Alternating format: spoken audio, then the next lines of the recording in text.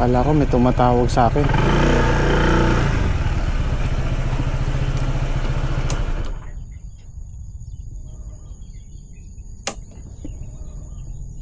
May tumatawag sa akin dito kanina. O yung kambing.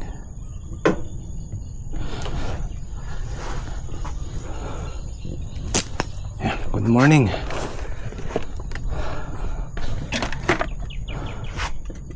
Isang tulog na lang. Pasko na at harvest na tayo. Ayan. Time check natin 6:20. Malamig sa ano, pag nakamotor ka, malamig sa daan. Kape muna tayo. Kape ang masarap dito. Kaya mainit na tubig. Ayun, meron. Ayos. Hindi na ako mag-iinit.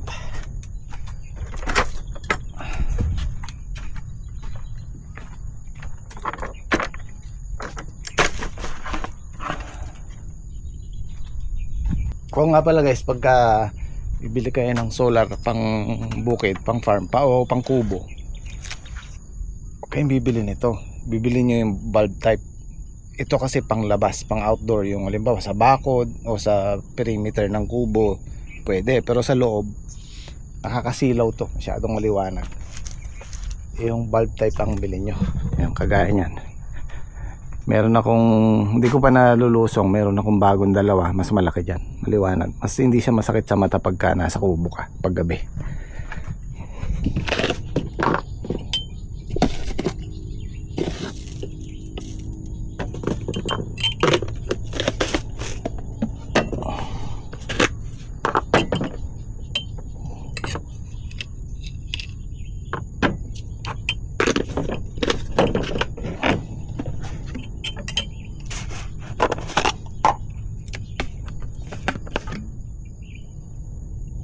Mainit-init pa.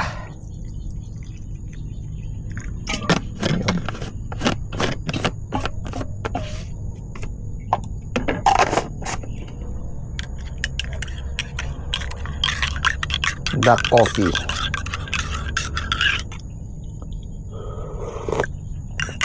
Ay.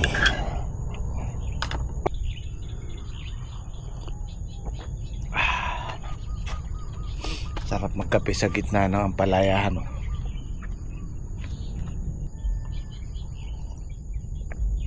Meron namang good size. Siguro mga isa o dalawang bundle yung makukuha natin.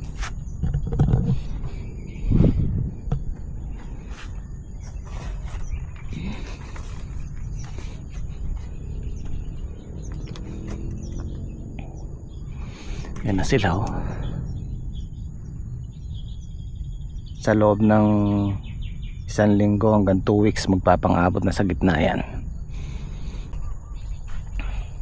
Siguro pwede na namin igayak to, itudling to, kasi pag pumipitis na kami dito baka busy na. Maganda sana kung bago tayo maka-harvest dito ng malakas, yung malakasan na, nakatanim na, at least hinihintay na lang natin.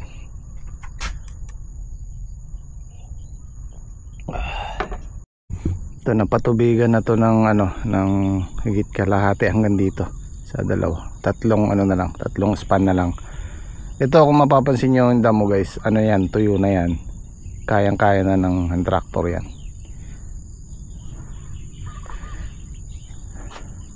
Lalo na pagkabasang ganyan, magiging pataba na yan sa lupa. Pwede ko nang paandaran yung 3 span na yun para mamaya hindi maingay sa vlog natin.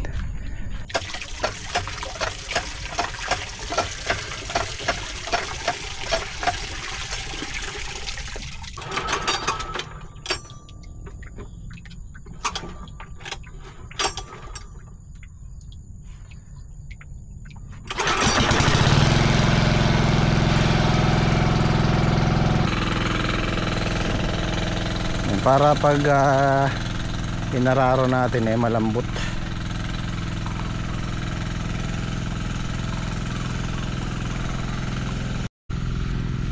Dito to yung tuyo.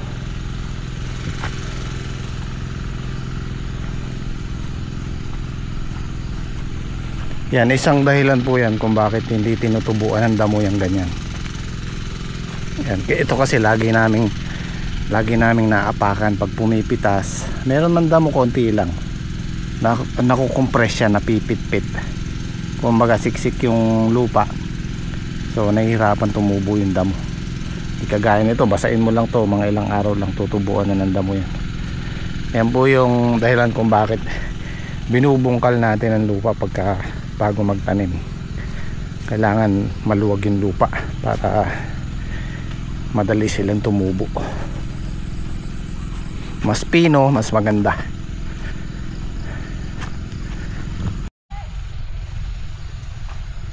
Tapos pag magtutudling na tayo dito, itong paddle na to papalitan natin ng gulong.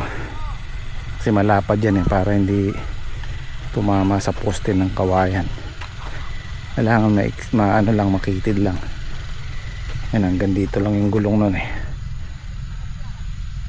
para makapagtudling tayo sa pagitan. Ito yung palay dito. Ito, hindi ako nagkakamali, 6 na hektarya to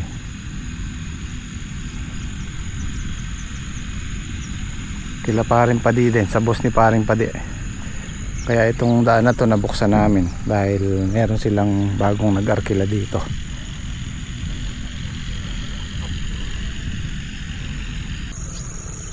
Lawak niya, ang haba niya, no?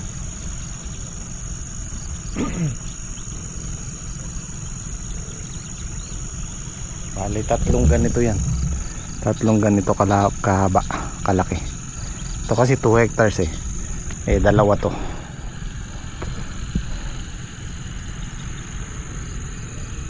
Mas mahaba pa. Isang balik pa sila, 4 sila nag-i-spray. Isang balik, saktong sakto. Ba't ganun na nilaw yung palay nila, ano? Ngayon ko lang napansin. Sunog. Malamang ito na sobrahan sa sa herbicide. Sobrahan ng timpla.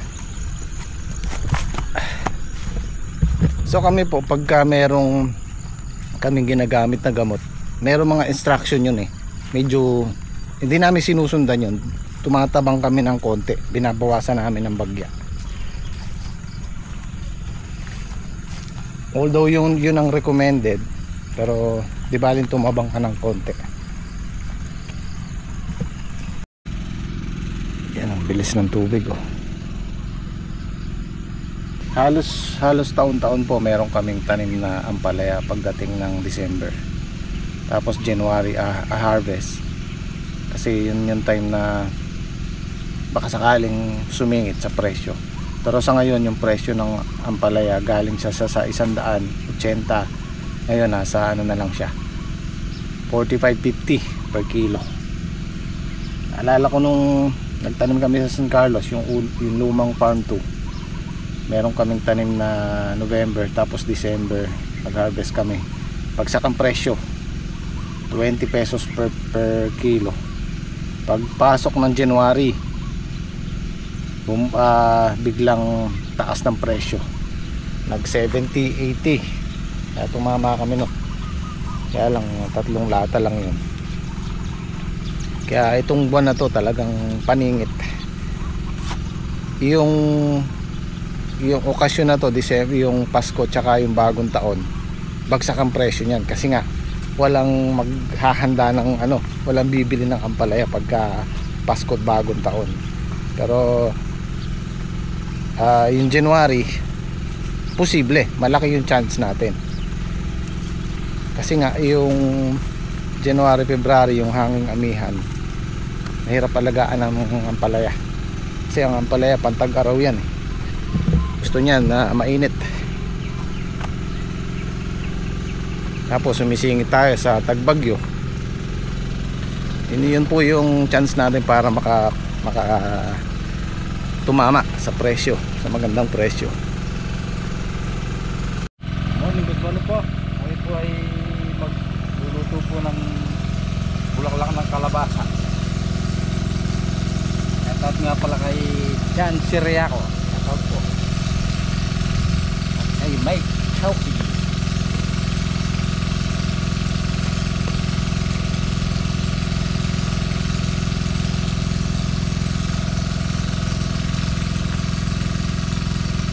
Luluto po kami ng bulaklak ng almusal.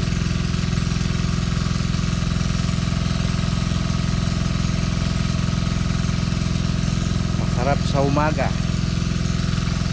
Bulaklak ng kalabasa.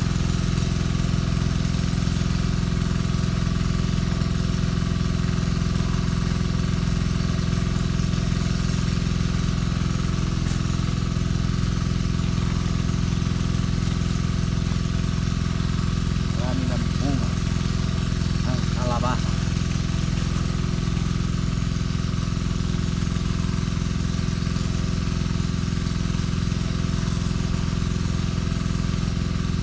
Bulaklak na lang daw. Hindi natin lalagyan ng box. Ito pong ulam sa almusal. Bulaklak ng kalabasa. Paborito ko po to. Masarap na bulaklak. Bulaklak ng kalabasa. Mapekat na, malagkit pa ang kalabasa. Pasko na po bukas. Baka naman po po ay namamasko.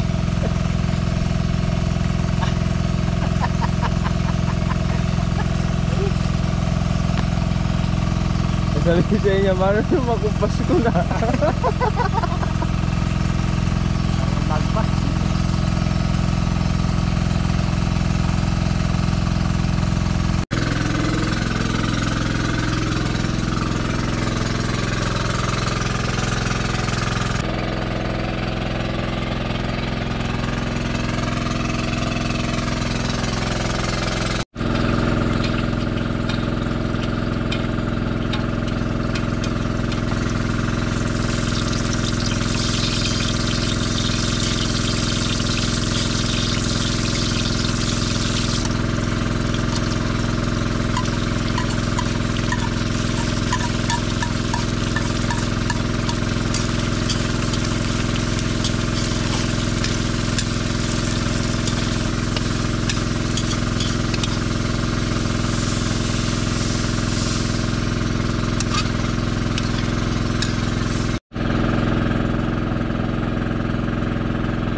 Bulaklak ng kalabasa. Masarap na almusal. May sahog na tinapa.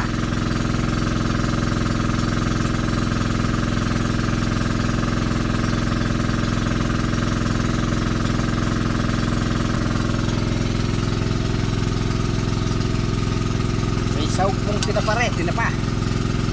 Masarap po sa sahog. Tinapa. Ito ang ulo ng tinapa.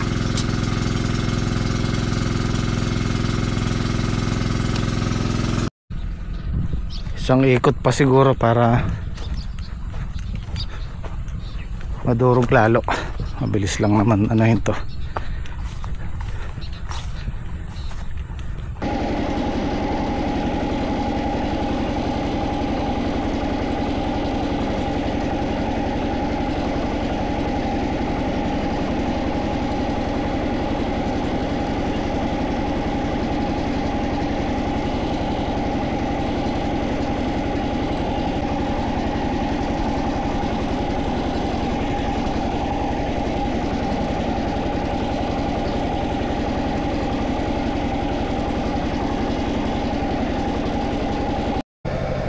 Yan, pwede na yan. Kaysa dito, mas nadurog siya ng konti.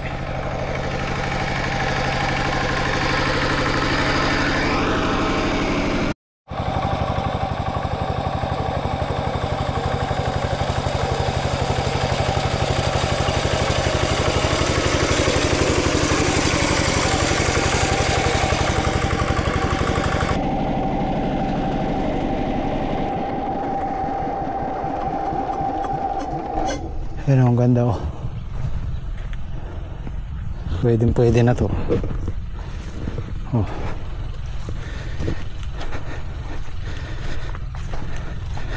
Kasi inaisip ko baka pag pumipitas na tayo hindi na natin maasikaso to.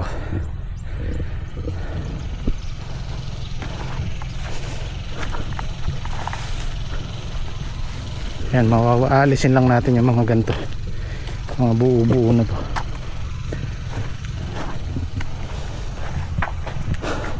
Yun o, nakatikim na rin ang talbos ng bulaklak ng kalabasa. Oh, sarap sana kung may bunga. Kalimutan nyo yung bunga, no? Pura, maliit pa yan. Ha? Maliit pa yung bunga. Hindi, yung bungang patola. Nakakalimutan ko nakakalimutan yung bunga. Kapis. Wala sa isip. Kapis yung pool, na yan, almusal. Sa isip ako pumitas Ngayon na ba? Karapit na natin yung bunga. Bukas.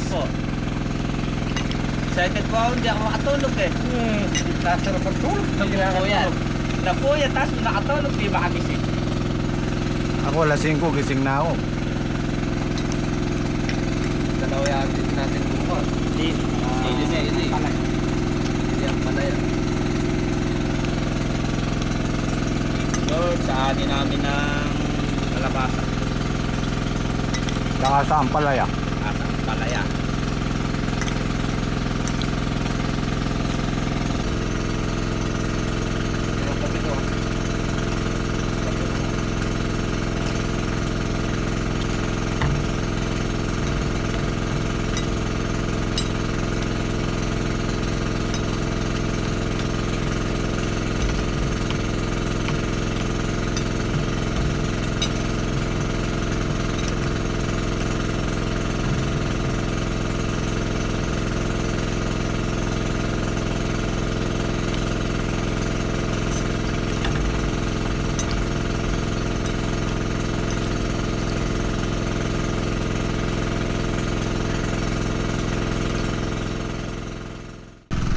Ito yung gagamitin natin pang pantay, pang patag.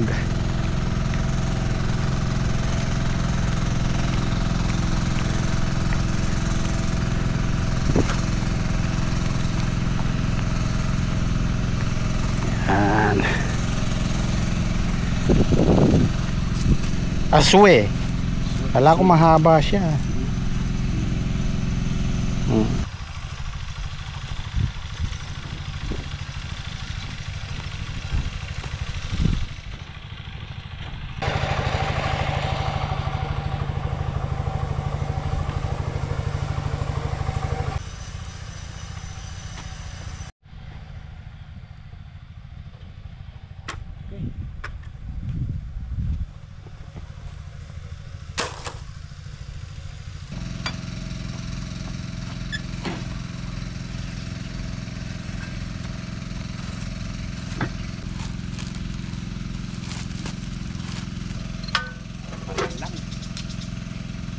Hindi mo lagyan lang ispara. Nakakangilo Nakakalap. O tulaso.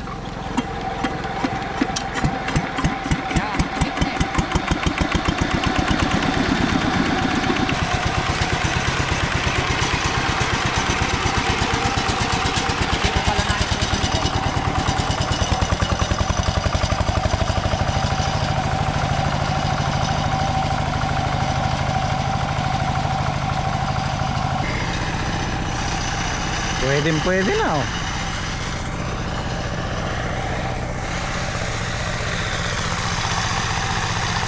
Kapahalang pa yan. Talagang pagagandahin natin ang paggayak dyan. Ang kainaman yan pagka may sarili kang ganyan. Kung mga 10 mil lang, 12 mil nakamenos ako dito. Pero yan, kung ipapastable natin, paparoto, tapos sa paggawa ng tudling, ito kayang-kaya niya. 3-in-1 ng tractor.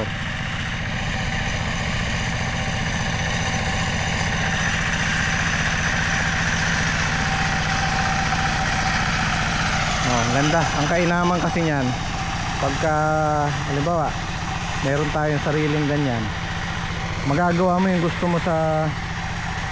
mong pag-prepare sa lupa.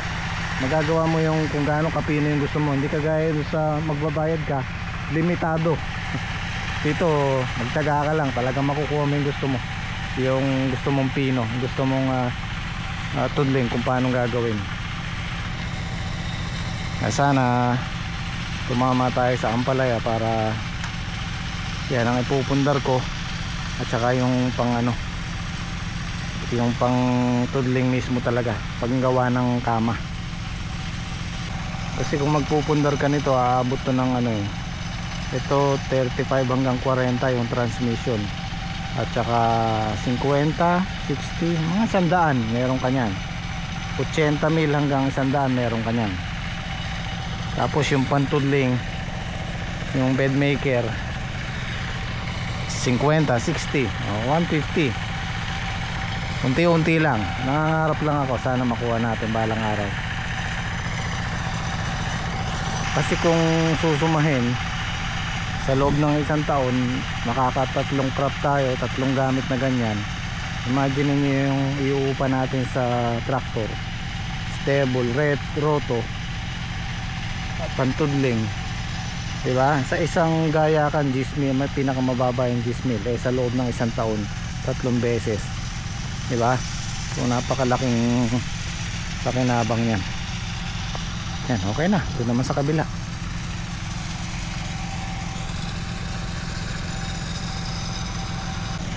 Pwede nang gawa na ng tudling yan. Ayan, meron na akong tanda, magkabilang dulo. Yan na lang ang susundan natin. Siyam dito, 10 tudling doon sa kabila. Lawa pa. Oh, wala namang ulan, ba't bumaha? Bumahaya. Katanggal. Natanggal po.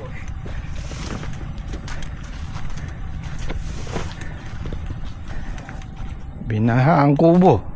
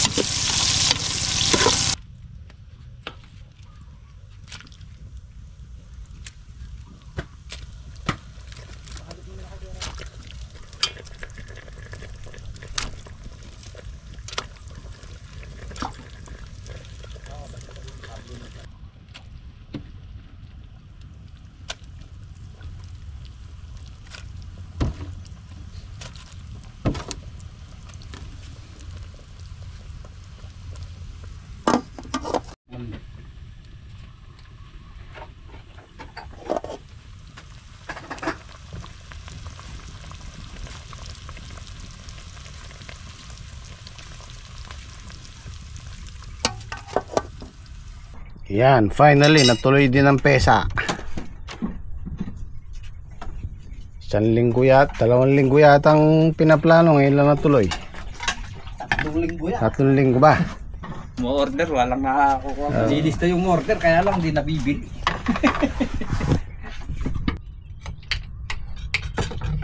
Parang nilaga, ano?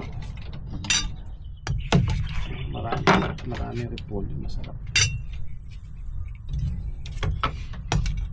Dito sa bis. Ang kalaban niya. Papis at kalamansi.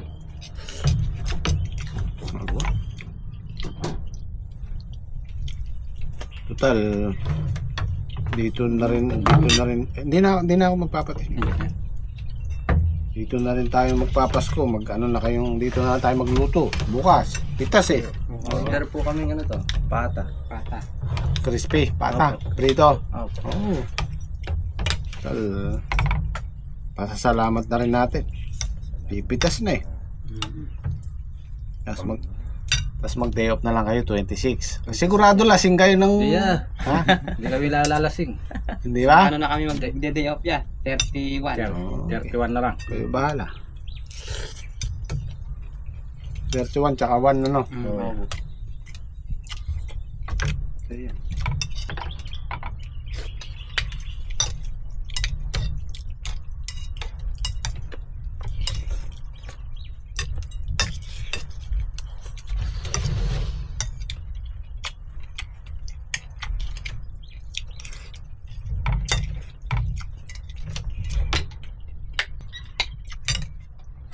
Ayan, nakasabot.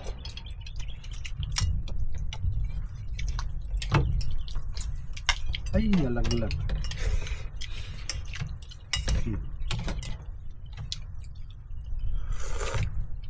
Okay ba? Ay.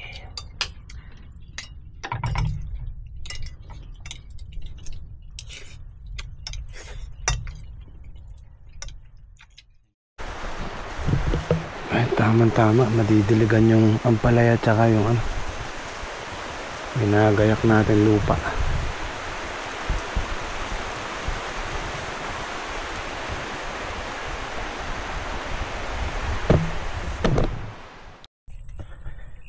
Yan o, gandang itudling niyan. Saktong basa. Oh, ay hindi ito mag-uus. Ganda ng patag ano. Napapabaon tayo ng triple 14 bago tayo magtudling kasi kailangan nasa ano yun eh. Tutudling tayo ng isang beses tapos lalagyan natin sa gitna para matabunan. Kailangan sa ilalim sa ano yun eh, naka paloob sa tudling yung pabaon natin. Malakas din yung ulan kaya lang sandali lang hindi siya tumago sa ilalim. Meron kaming tirang calcium nitrate. Ayan. 20 kilos. So, palalagyan natin to habang basa yung lupa. Madali lang matunaw yan eh. Tag 1 kilo lang naman kada tudling.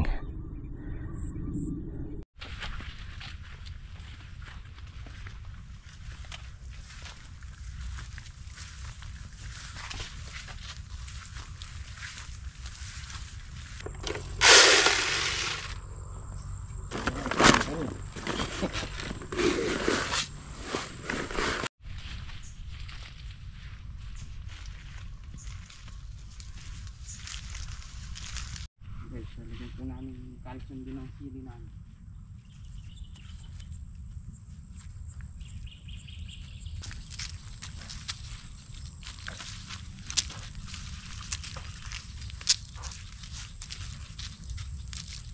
Babawas-bawas na tayo nitong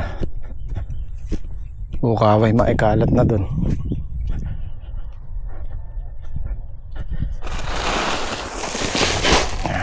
Ito yung malalaki lalagay natin sa bungad, sa duluhan.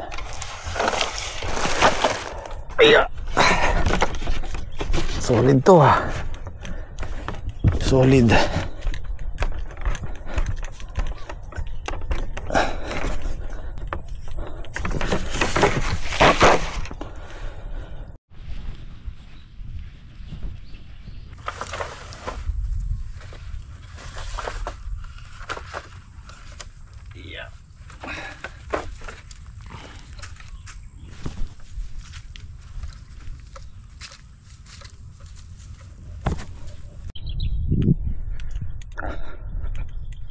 Mas maganda pa rin talaga yung halo nito. Pinong-pino eh.